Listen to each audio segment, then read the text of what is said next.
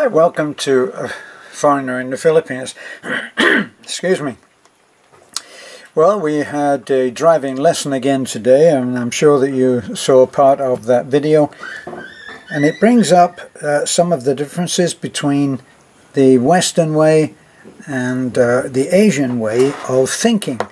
And it really prompts me to say that for Westerners coming over here, it is a difficult, if not impossible, task to be able to understand quite how the Asian mind works. Now, when you have teaching going on, one of the things that you have actual basic, there are basic components of a lesson, and I haven't found that this is an isolated thing or peculiar to the Eastern way of thinking. Because when I was in the West, I had many lessons from very fine teachers, both for singing and for playing the trombone. And for me, it was an integral part of acquiring a new skill. Now, there's a certain etiquette, there are ground rules when you're having lessons. And these ground rules, they must be present, they must be adhered to if you're going to have any learning take place. Now, the absolute basics for a lesson to take place. Now, a lesson being defined as a situation, a period of time in which someone somewhere learns something, someone somewhere is taught something.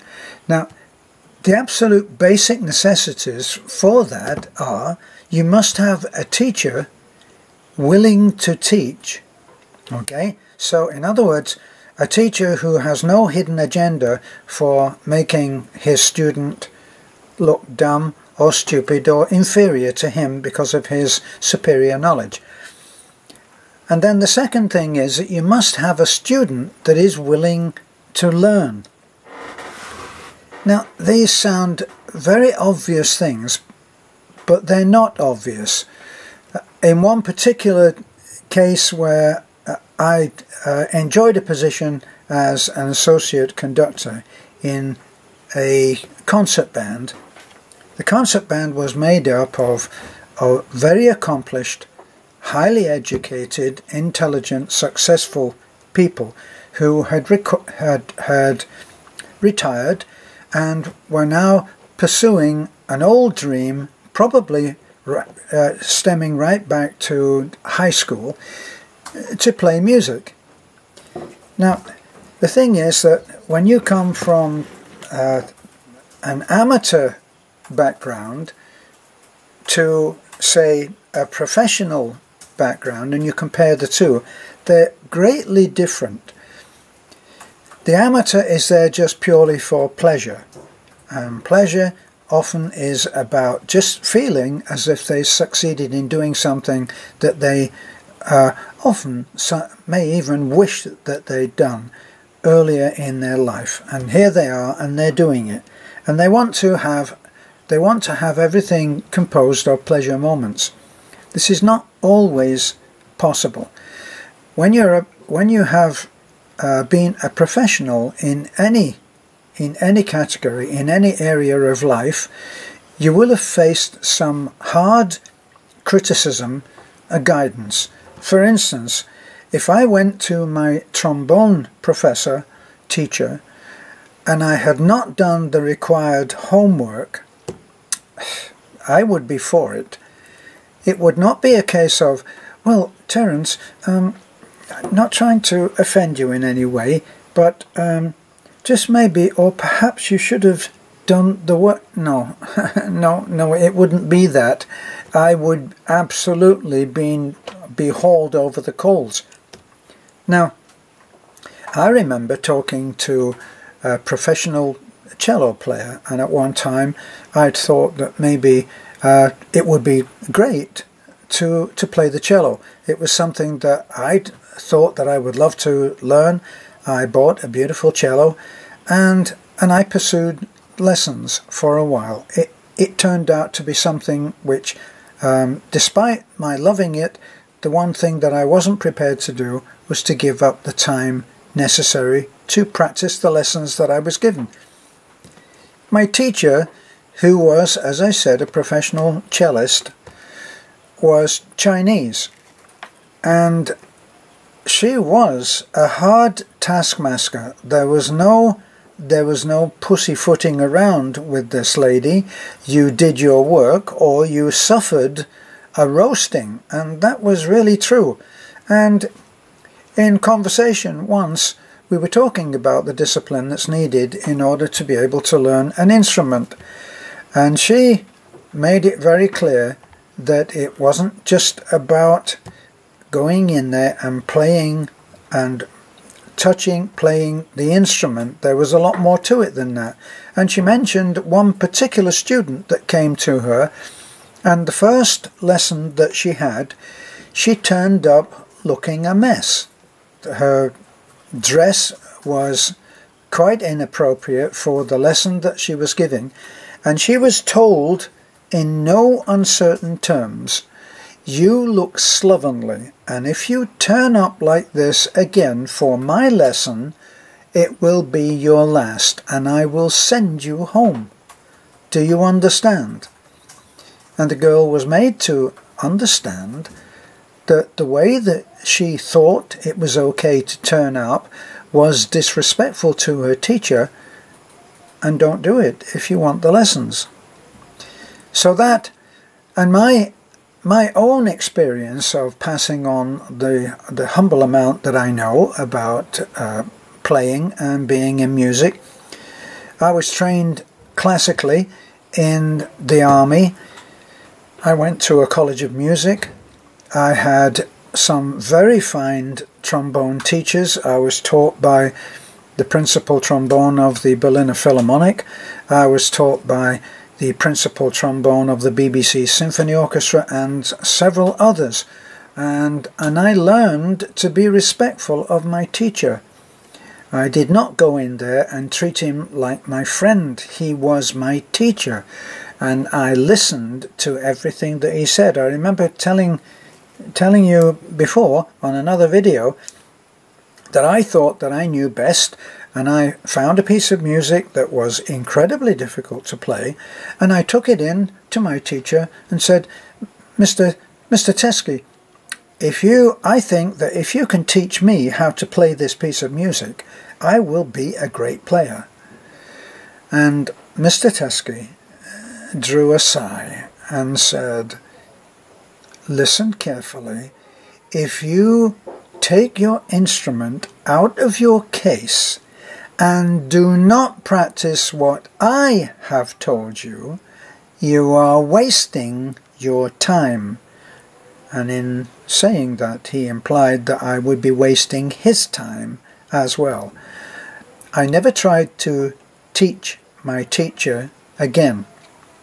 Now, one of the things that makes it difficult when you're teaching already accomplished people who have gained an appreciable degree of success in their lives, they come to the lesson with what in the West we know as the wrong hat.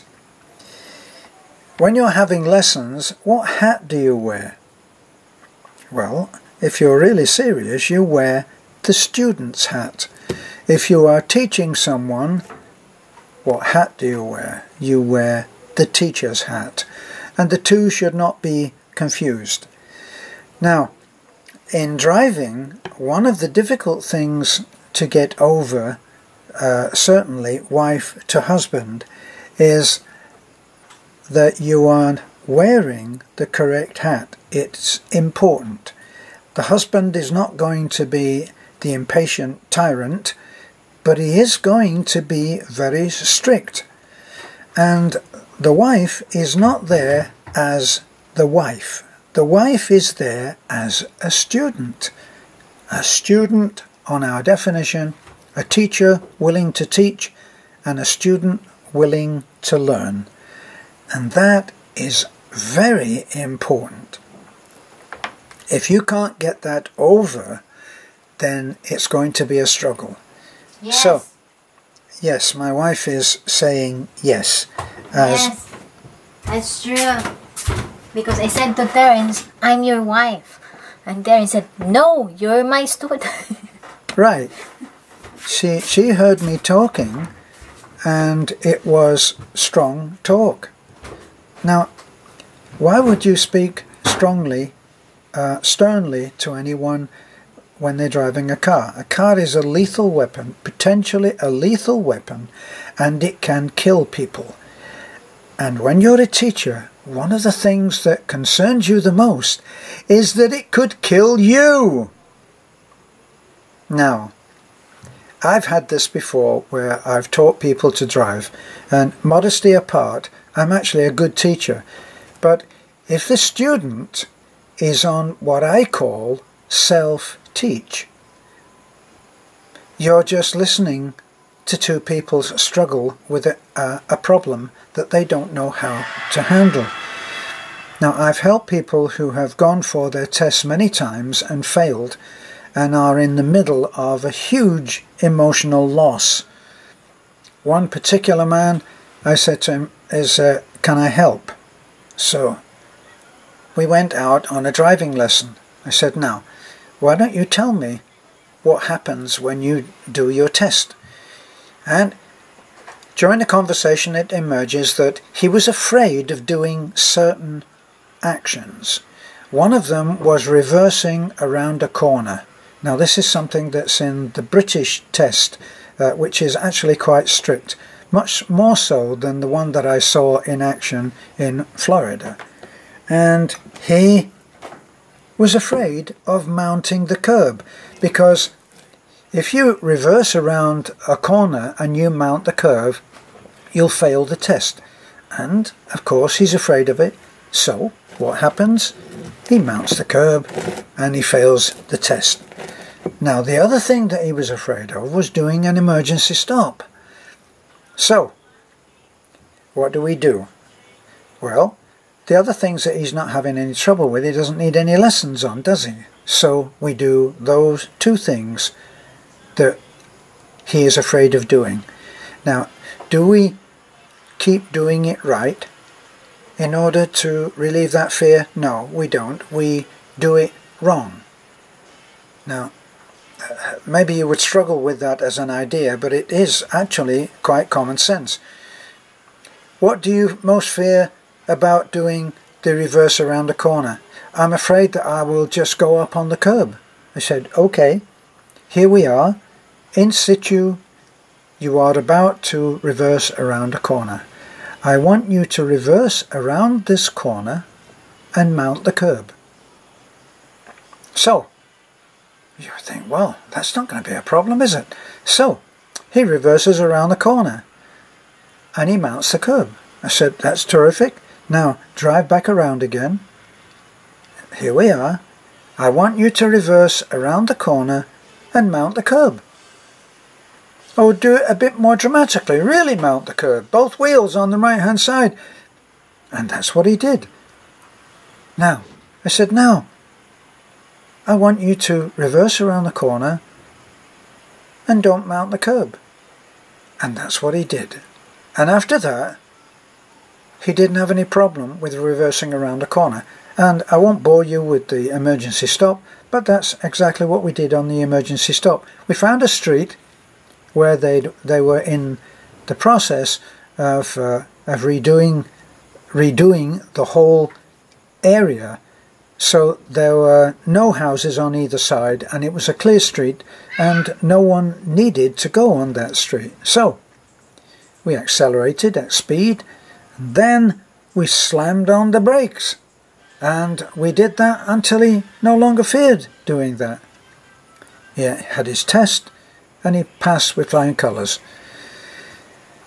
Others that I've tried to teach, one lady, she said that I was too hard. I don't like the way that you're talking to me. You're talking too sternly, you know.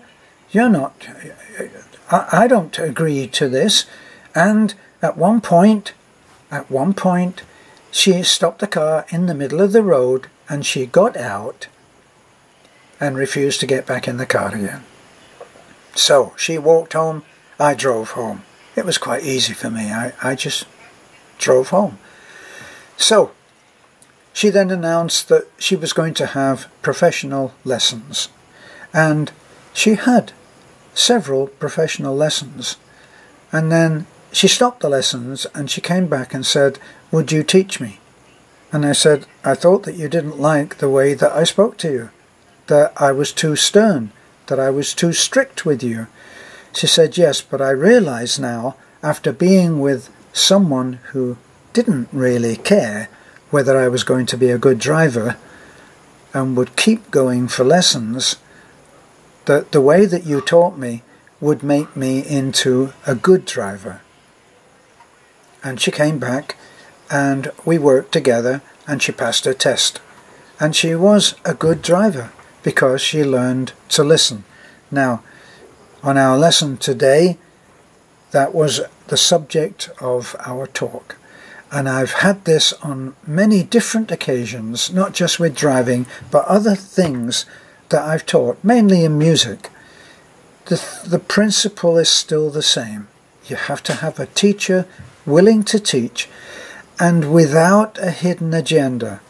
You see, there are people who teach. They're passing on what they know, but they do it in a way that is so superior that the student comes out feeling like an idiot. Now, the real basic joint theme, the shared intention between teacher and student is that if the student loses, the teacher loses.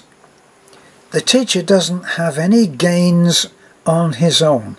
The teacher is there to teach the student to be a better student, to be a better whatever the lesson is there for.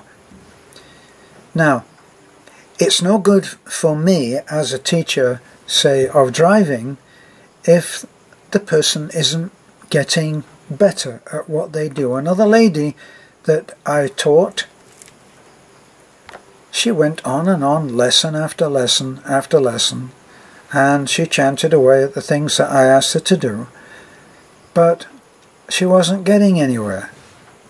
In the end, I said, "Do you know that my son," this is after 2 or 3 months, "do you know that my son learned to drive in 3 or 4 weeks and is a good driver?" I talked about this before, how sometimes a certain way of delivering a statement, a piece of information, may be just the right thing at the right time. And the thought that somebody so much younger than she had learned to drive so quickly made her realize that she was just wasting time. And after that, she very quickly learned how to drive.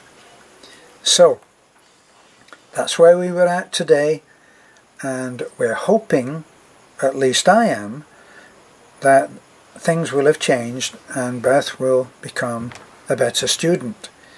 And for those who think that your teacher, if it's your husband, may be too strict with you, just remember that sometimes if you're told to stop, then that's what the word means. It means stop. Now, if you're an inexperienced, even as a student, and you're told to stop, you may actually be totally missing the reason for stopping, which may be an emergency. It may be a thing that is ahead of danger, that if you continue past the stop, it may be dangerous. And so, one of the most important things about learning to drive is that you are driving a lethal weapon. Now, our little trips in our truck on an unmade road is very challenging for anybody. I don't care whether you are a relatively experienced driver, you will have challenges. There are places on that road that if you go off into the ditch, there is actually no ditch. It just drops off and down a hill. And if you go off at that particular point, and there are several of those points on our way down to the road, you go off on those, and it's what I call roly-poly time. You're not going to drive down there and then have to be pulled out. You're going to be going over and over and over.